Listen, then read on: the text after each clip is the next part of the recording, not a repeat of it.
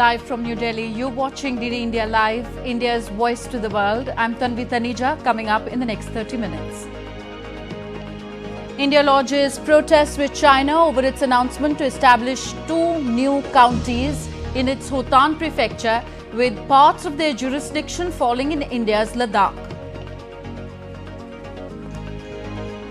US Secretary of State Antony Blinken to visit South Korea next week amid political turmoil in the country as impeached President Yoon resists arrest. German and French foreign ministers meet Syria's de facto leader Ahmed al-Sharaa in Damascus, push for peaceful political transition. And Indian batters disappoint again in the 5th and final test against Australia. Captain Rohit Sharma rested, but the team puts up only 185 runs all out on day 1.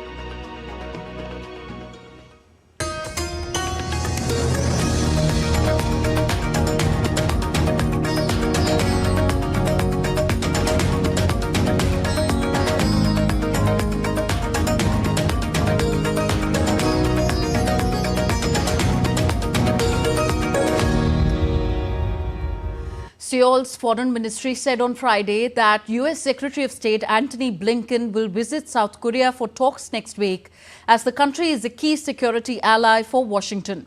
The visit comes amidst the ongoing political crisis in the country as its impeached president resists arrest. Since then, dramatic events unfolded at his official residence in Seoul, raising questions about democracy and accountability in the country. A report.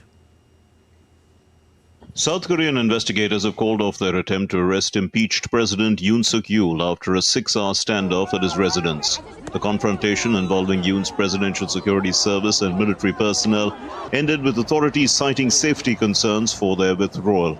The scene outside Yoon's residence was chaotic. About 2,700 police officers and 135 buses formed barricades as hundreds of Yoon's supporters, including far-right activists and evangelical preachers, gathered in protest, chanting slogans like "Illegal warrant is invalid." Inside, investigators faced off with security forces protecting Yoon. Negotiations failed, and the Corruption Investigation Office eventually declared the arrest effectively impossible due to the risk of escalation. I question whether the issuance of such an illegal warrant aligns with the principles of the rule of law. It is our position that this unlawful arrest warrant request is illegal and invalid. The declaration of martial law is a power granted to the President under the Constitution. The President exercised this authority legitimately as part of their duty to protect the constitutional order of the nation. Meanwhile, South Korea's Constitutional Court announced it will hold its first arguments in Yoon's impeachment trial on January 14. The President is required to appear in court for the session. A second hearing is scheduled for January 16 in case of non-compliance. Yoon's arrest warrant, valid until Monday, now hangs in limbo. His legal team has also challenged the warrant in the Constitutional Court. While Yoon supporters rallied for his survival, anti-Yoon demonstrators clashed nearby, accusing him of dragging the nation into political chaos. Yoon, suspended from duty following his impeachment by lawmakers, faced his controversial December 3 martial law declaration. If convicted, he could face imprisonment or even the death penalty. Despite ignoring 3 summons for questioning, Yoon remains defiant, vowing to fight authorities. Nancy Baloda's report for DD India. South Korea's plane crash probe intensifies as investigators on Friday began lifting the wreckage of the Jeju airplane that crashed 5 days ago, killing 179 people. Police conducted a series of raids on Thursday and Friday at the offices of Jeju Air and the Muan airport operator as they stepped up their probe. South Korea has also announced the inspection of all Boeing 737-800 aircraft operated by its carriers, focusing on the landing gear, which appears to have malfunctioned during the Sunday crash.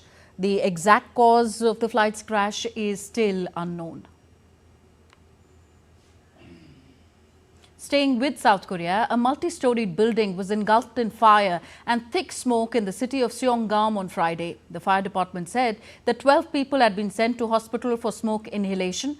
It further added that about 30 people trapped in the building have been safely rescued.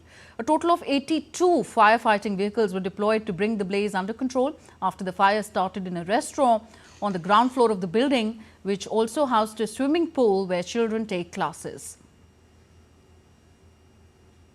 The European Union confirmed on Thursday that gas supplies across Europe remained stable, except in Moldova. Deliveries of Russian gas to Europe via Ukraine pipeline stopped on Wednesday after Kiev refused to renew a decades-long arrangement that earned billions of dollars for both countries. While Russian gas now accounts for less than 10% of EU's imports, down from over 40% before Russia-Ukraine conflict, some eastern member states have remained reliant on it.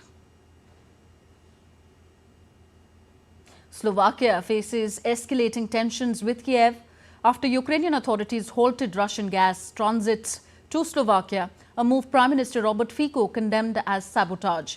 Fico also warned of retaliation, including cutting electricity exports to Ukraine and reducing support for Ukrainian refugees. After the delegation returns from Brussels, I will convene the Coalition Council.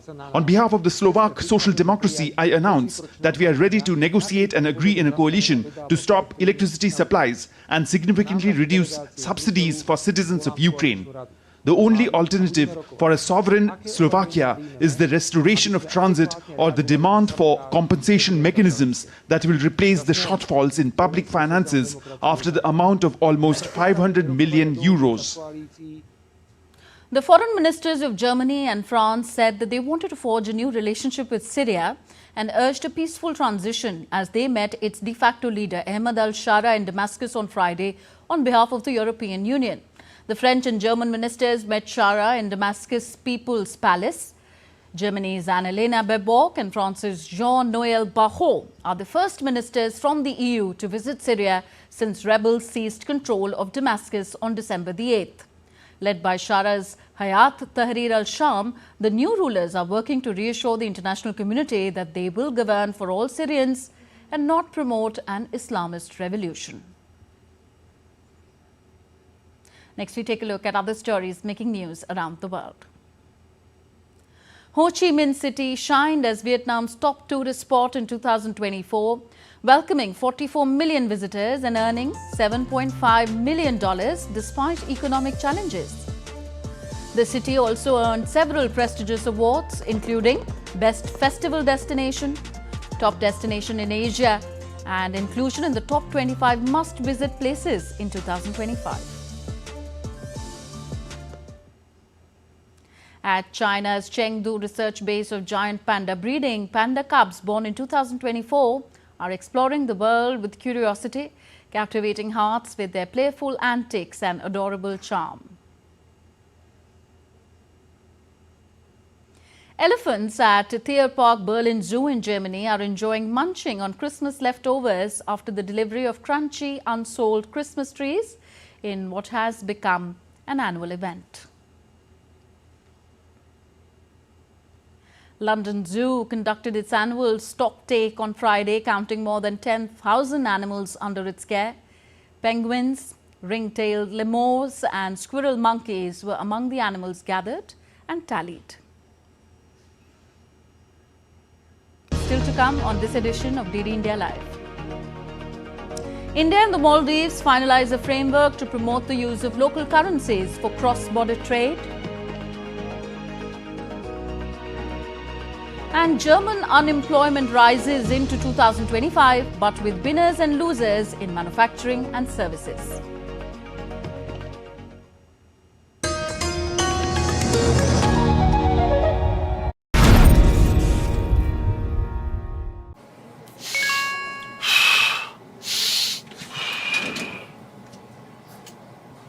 Message आया है कि ये app download करके invest कर लो, रातों रात share के भाव डबल हो जाएंगे। कर लो डाउनलोड, अगर पैसे से हाथ धोना हो तो। डॉक्टर रोगी कुमार, MBBS हूँ, MURKH नहीं हूँ।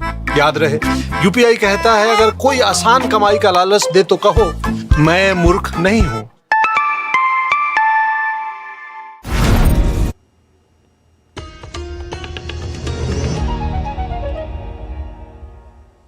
Welcome back. You're watching DD India Live. I am Tanvi Taneja. India's President Draupadi Murmu inaugurated the KLE Cancer Hospital at Belgavi, Karnataka on Friday. Speaking on the occasion, President Murmu stated that according to a global study, cancer is a leading cause of deaths in the world. She emphasized that the establishment of the institute will be a significant step in the treatment of cancer. According to a global study, cancer is a leading cause of death in the world. In 2022, there were an estimated 20 million new cancer cases and 9.7 million deaths worldwide. In India, the incidence of cancer is about 100 patients for every 1 lakh people. As per studies done by ICMR, cancer incidence in India is estimated to increase by about 13% in 2025 as compared to 2020. The setting up of state-of-the-art cancer hospital in Belagavi is a significant step in the direction of delivering specialized cancer treatment and palliative care of the people. In line with his commitment of housing for all, India's Prime Minister Narendra Modi on Friday inaugurated 1,675 newly constructed flats for the economically weaker sections at Swabhiman Apartments in Delhi's Ashok Vihar. Also, the Prime Minister handed over keys to eligible beneficiaries. Addressing the event, Prime Minister Modi urged Delhi residents to reach out to those still living in slums and assure them on his behalf that if not today, then tomorrow they will surely have a pakka house. मैं आप सबको भी कहता हूं, आप जब भी लोगों के बीच जाएं, लोगों को मिले और अभी भी जो लोग झुग्गी झोपड़ी में रहते हैं, मेरी तरफ से उनको वादा करके आना, मेरे लिए तो आप ही मोदी है। वादा करके आना, आज नहीं तो कल उनके लिए पक्का घर बनेगा, उनको पक्का घर मिलेगा। Earlier, Prime Minister Narendra Modi inspected the newly constructed flats for the slum dwellers.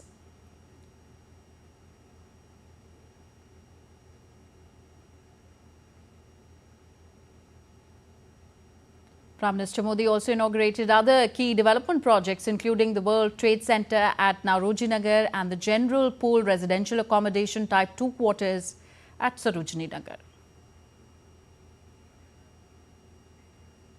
India's External Affairs Minister Dr. S. Jaishankar met his Maldivian counterpart Abdullah Khalil in New Delhi today. They took stock of the progress made on the understandings reached during the state visit of President Dr. Moizu to India in October 2024 and followed up on the issues that need further focus from both sides. Both sides signed Memorandum of Understanding for implementation of high-impact community development projects under Phase 3 in Maldives through grant assistance by the Government of India. Today's visit, Excellency, allows us to take stock of the progress since then. I think we have some important developments to report, positive developments to report. And certainly there is much more that we need to do. I see that the framework to promote the use of local currencies for cross-border transactions has been signed. We have increased our engagements in various sectors. And I do want to say that India has always stood by Maldives. For us, you are a very concrete expression of our neighborhood first policy. It is an important year for the Maldives-India relations. We are celebrating 60 years of establishment of formal diplomatic relations. As a beneficiary of India's neighborhood first policy, the government of Maldives deeply values the significant importance India places in its relationship with the Maldives. Honorable Minister, President Dr. Moiz looks forward to working closely with the government of India to strengthen the partnership even further. Iran's Deputy Foreign Minister Majid Takht Ravanchi is in India for talks aimed at resuming energy trade. He met India's External Affairs Minister Dr. S. Jaishankar in the national capital on Friday. The two leaders discussed bilateral ties, progress in Chabahar port and regional developments. Taking to microblogging site X, the minister said that the Foreign Office consultations will give a momentum to India-Iran partnership. In a media briefing on Friday, India's Ministry of External Affairs spokesperson Randeep Jaiswal responded to China's announcement of two new counties in Hotan prefecture which fall within India's union territory of Ladakh. India has lodged a solemn protest with China through diplomatic channels. Seen the announcement pertaining to the establishment of two new counties in Hotan prefecture of China. Parts of jurisdiction of these so-called counties fall in India's union territory of Ladakh. We have never accepted the illegal Chinese occupation of Indian territory in this area. Creation of new counties will neither have a bearing on India's long-standing and consistent position regarding our sovereignty over the area, nor lend legitimacy to China's illegal and forcible occupation of the same. We have lodged a solemn protest with the Chinese side through diplomatic channels on this matter. The MEA spokesperson also said that India has raised its concerns over the hydropower project on the Yarlung Sangpo River in Tibet Autonomous Region of China. India has emphasized the need for transparency and consultation with downstream countries. We have seen the information released by Xinhua on 25th December 2024 regarding a hydropower project on the Yarlung Sangpo River in the Tibet Autonomous Region of China. As a lower riparian state with established user rights to the waters of the river, we have consistently expressed through expert level as well as diplomatic channels our views and concerns to the Chinese side over mega projects on rivers in their territory. These have been reiterated along with the need for transparency and consultation with downstream countries following the latest report. The Chinese side has been urged to ensure that the interests of downstream states of the Brahmaputra are not harmed by activities in upstream areas. We will continue to monitor and take necessary measures to protect our interests. India's Ministry of External Affairs has released the list of Pravasi Bharatiya Samman awardees on Friday. This is the highest honour conferred by the President of India on NRIs, persons of Indian origin, or an organisation run by an NRI. The 18th edition of the Pravasi Bharatiya Divas convention is scheduled to be held from 8th to 10th of January at Bhubaneswar in eastern state of Odisha. The awardees represent the excellence achieved by Indian diaspora in various fields. Professor Ajay Rani from Australia, Swami Sanyuktanand from Fiji, Dr. Lek Raj Juneja from Japan are some of the recipients of this prestigious award.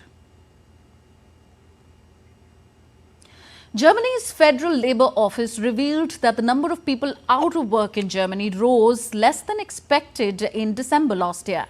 The office said that the number of unemployed increased by 10,000 in seasonally adjusted terms to 2.87 million. Due to the subdued economic outlook, the number of unemployed is expected to continue to rise this year, exceeding the 3 million mark for the first time in 10 years at the beginning of 2025.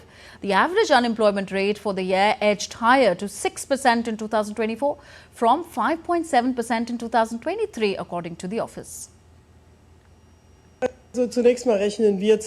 December marks the start of the winter break on the labour market, which means that unemployment and underemployment increased in December, as is usual in this month. Vorausgesagt wird von unserer Seite, aber So the German economy has been shrinking for 2 years in a row, and that's worrisome, as Germany used to be the economic engine of Europe. However, even in times of crisis, there seems to be some good news. And to give us that, we have with us Lars Holter from Deutsche Welle. He joins me from Berlin now. Lars, the latest job numbers are looking pretty good. What can you tell us? Yes, that's correct. It might come as a bit of a surprise. After all, we've been dealing with a weak economy for a while, and yet these latest numbers, and those are the final numbers for 2024, tell us that 46.1 million people are currently working in jobs in Germany, and that is the highest number ever since the German reunification in 1990. It beats the previous year by 0.2% or by 72,000 people. And it continues a very strong trend. Every year since 2006, the German labor market grew, with the exception, of course, of 2020. That's the year of the pandemic. And that is a pretty strong performance. But, and here's the grain of salt in this report, the dynamic behind this job growth is weakening. The growth rate in the labor market was 1.4% in 22. 0.7% in 23, and now finally 0.2%, as I said. So it seems unlikely that we'll see further growth this year. Last 4 years, Germany was worried about the baby boomer generation retiring. How come you're seeing this jobs growth now? Two factors, because you're correct, a lot of boomers are retiring, and that creates a huge need to fill positions. But we're seeing two trends. More Germans actually picking up a job. That means participation in the labor market generally is up. And there's immigration to Germany. It's been well known for years that Germany is trying to lure highly skilled workers to strengthen its industry in many sectors, in fact, ranging from the general industrial sector to tech, where especially skilled workers from India are needed. And this is a trend the government wants to keep up, welcoming immigrants. And now that's where politics comes into play. We're heading into a snap election in just a few weeks, and one can only hope that the one anti-immigration party on the ballot won't gain too many votes, because the more influence they might have, the more difficult it will get to integrate people here and strengthen the labor market. Okay, we leave it here. Thank you very much. Lars Holt reporting from DW Berlin.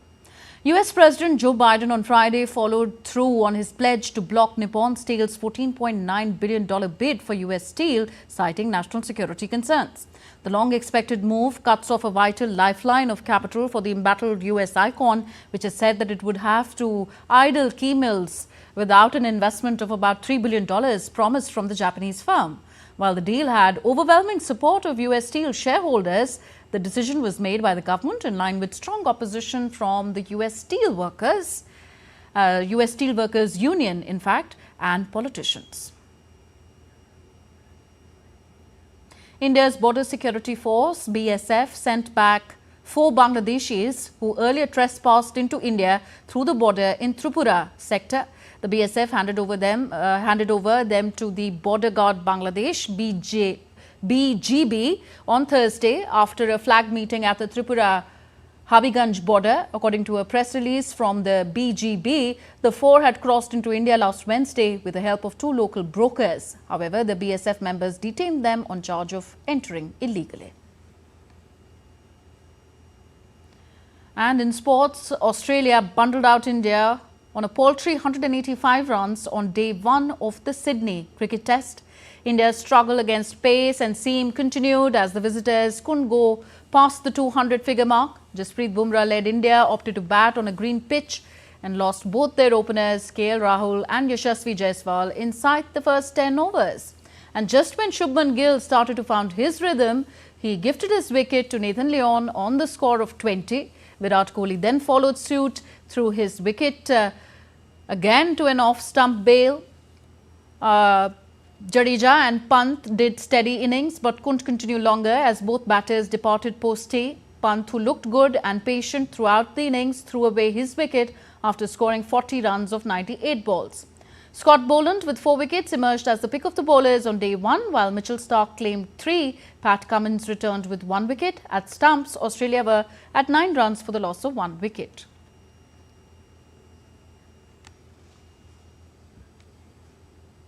And the 82nd edition of the Golden Globes is scheduled to take place on Sunday, kicking off the 2025 Hollywood Awards festivities. Films such as Wicked, The Brutalist and Emilia Perez will be competing for trophies and attention ahead of the Oscars. DD India's Diptanshu Kashyap reports.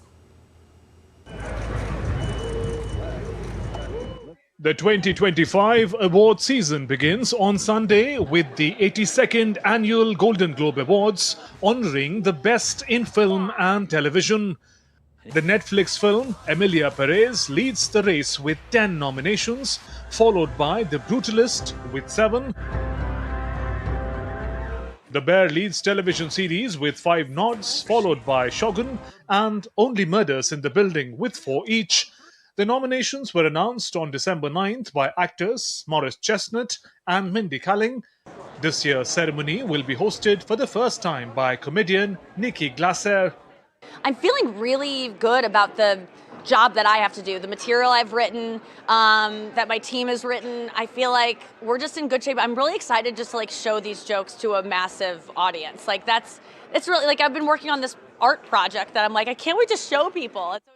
Some of the nominated films include A Complete Unknown, Conclave, Anora, Challengers, and The Substance. Timothée Chalamet, Selena Gomez, Ariana Grande, Angelina Jolie are among the stars vying for acting honors. The ceremony is especially significant for India, as Payal Kapadia's All We Imagine as Light has received 2 nominations, including Best Director for Kapadia, marking the first nomination for an Indian production.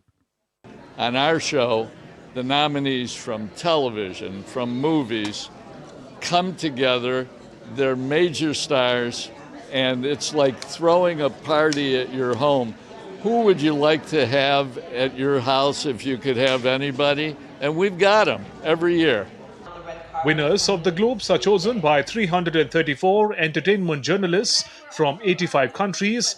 Winning a Globe can boost a film's chances in the run-up to the Academy Awards in March. Deeptanshu Kashyap's report for DD India. That's all for this edition of DD India Live. Do let us know your thoughts on the news of the day. Connect with us on our different social media handles at DD India Live. And also you can download our DD India mobile app for quick news and updates on the go. We'll be back with more news as it breaks here on DD India. I'm Tanvi Taneja from all of us here in New Delhi. Thank you for watching. Namaskar.